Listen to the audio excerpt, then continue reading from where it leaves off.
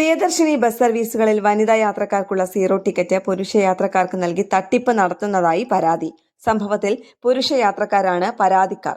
യാത്രക്കാർ ടിക്കറ്റ് ശ്രദ്ധിക്കാത്തതിനെ തുടർന്ന് പുരുഷന്മാർക്കും സീറോ വാല്യൂ ടിക്കറ്റ് നൽകിയാണ് വെട്ടിപ്പ് നടത്തുന്നത്. സംഭവവുമായി ബന്ധപ്പെട്ട് 3ലധികം കേസുകളാണ് ഇതുവരെ റിപ്പോർട്ട് ചെയ്തത്. ആലുവ പറവൂർ റൂട്ടിൽ യാത്ര ചെയ്യുന്നതിനിടെ തനിക്ക് കണ്ടക്ടർ സീറോ വാല്യൂ ടിക്കറ്റ് നൽകിയതായി തമിഴ്നാട് സ്വദേശി KSRTCക്ക് നൽകിയ പരാതിയിൽ പറയുന്നു.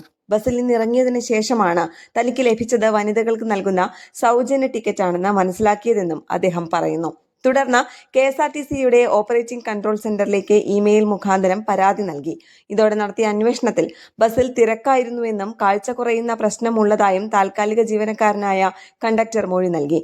എന്നാൽ ടിക്കറ്റ് റിപ്പോർട്ടിൽ പരിശോധനയിൽ 34 യാത്രക്കാർ മാത്രമാണ് ആ സമയത്ത് ബസ്സിലുണ്ടായിരുന്നതെന്നും വ്യക്തമായി. ഇതോടെ കണ്ടക്ടർ സാമ്പത്തിക ലാഭം ഉണ്ടാക്കിയെന്ന അന്വേഷണ റിപ്പോർട്ട് ഉന്നതാധികൃതർക്ക് കൈമാറിയതായതാണ് വിവരം.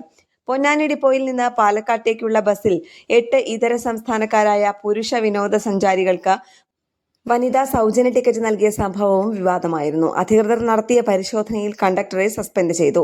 കൂടാതെ എറണാകുളം ഗുരുവായൂർ റൂട്ടിൽ സമാന സംഭവം റിപ്പോർട്ട് ചെയ്തതായാണ് വിവരം. ടിക്കറ്റ് മാറി നൽകിയതിൽ ഒരു യാത്രക്കാരൻ പരാതി നൽകുകയും ചെയ്തു.